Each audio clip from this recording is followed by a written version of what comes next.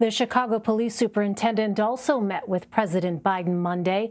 Superintendent David Brown said Attorney General Merrick Garland, a Chicago native himself, is committed to getting the city whatever resources it needs to combat crime. The discussion followed another violent weekend in Chicago. 48 people were shot and at least 11 people were killed, according to our CBS station WBBM.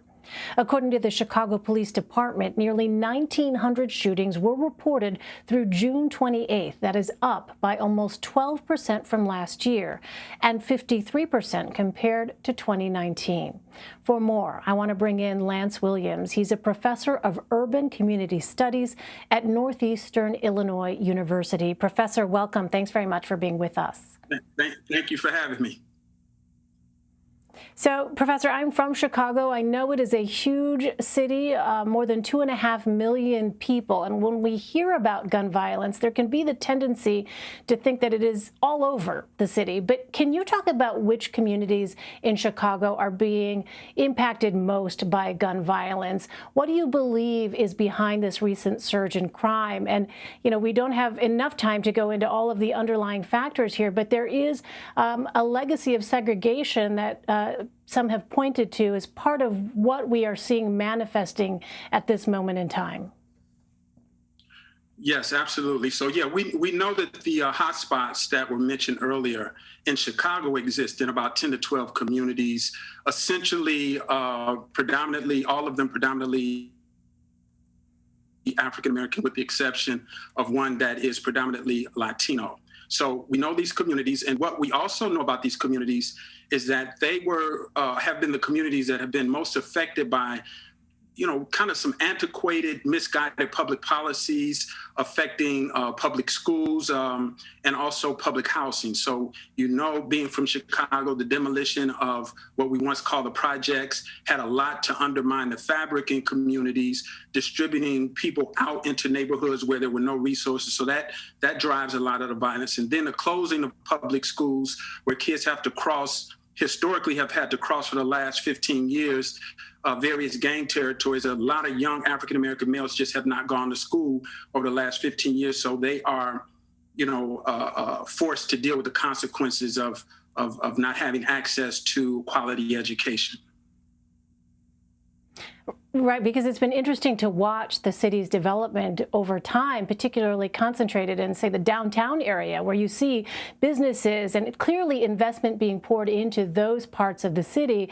And yet, as you point out, for other communities, those young people in particular who remain in those communities have found themselves largely cut off from education and economic opportunities that may be accessible to people in the suburbs, say, or in other parts of Chicago. But I do want to ask you, Professor, after George Floyd's murder at the hands of law enforcement, there were calls, and there have been nationwide calls, to defund the police.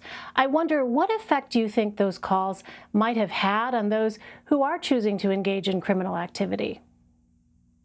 Well, you know, I've had the opportunity for the last 30 years or so to work almost on a daily basis with the most high-risk population of young African-American males in particular that are most likely to be shooters or be shot.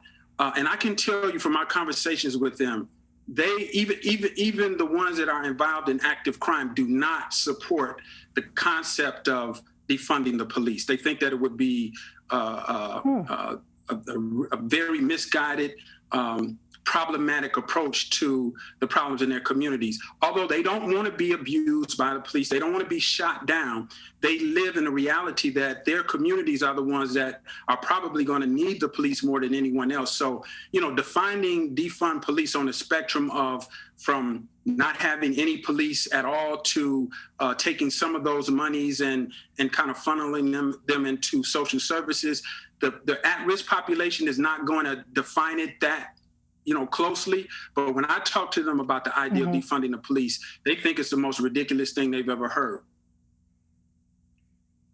It's really interesting to hear that perspective, Professor. So President Biden, as you know, on Monday unveiled his plan to help combat gun violence in cities, including Chicago, and it involves hiring and training more police officers, paying officers overtime for community policing, and supporting community anti-violence groups. Professor, what do you make of this strategy?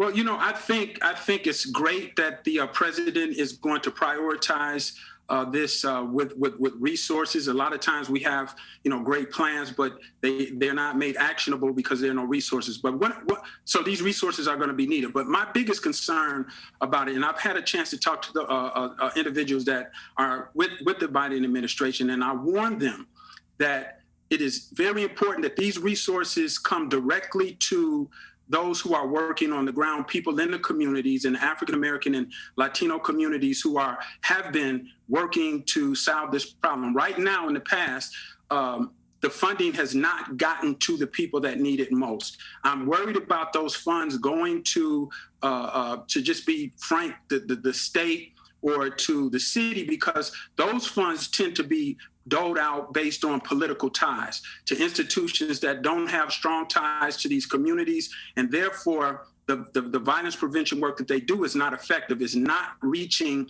the people who actually need it most.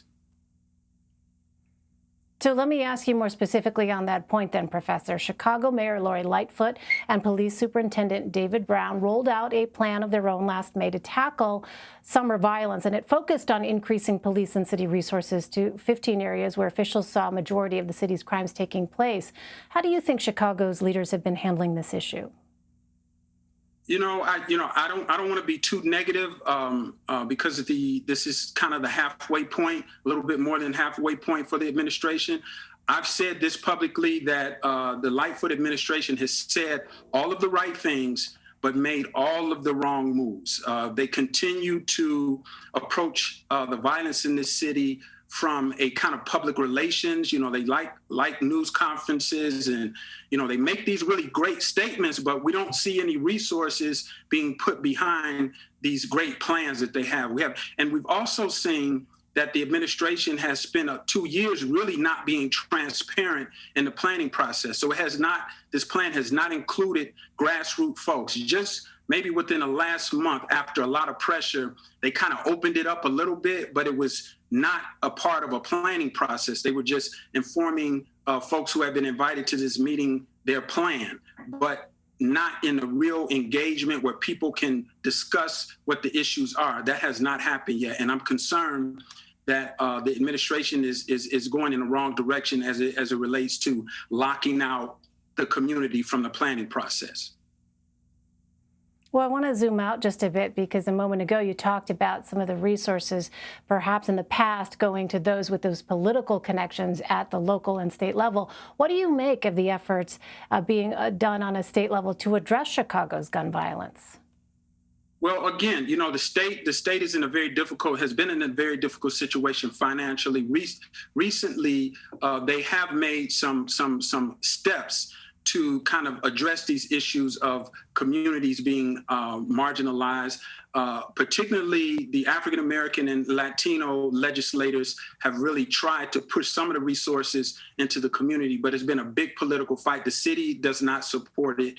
And so I'm just concerned the state needs to be a lot more aggressive in making sure that dollars that they allocate actually get to the people who are on the ground doing the work. Groups like Activists, you have Five Hands, Mothers Against Senseless Violence. These groups have historically been on the front line of this work, but they're not getting the adequate resources to do the work. The money is being sent to other agencies, again, with political ties, and who really don't have strong ties to the community.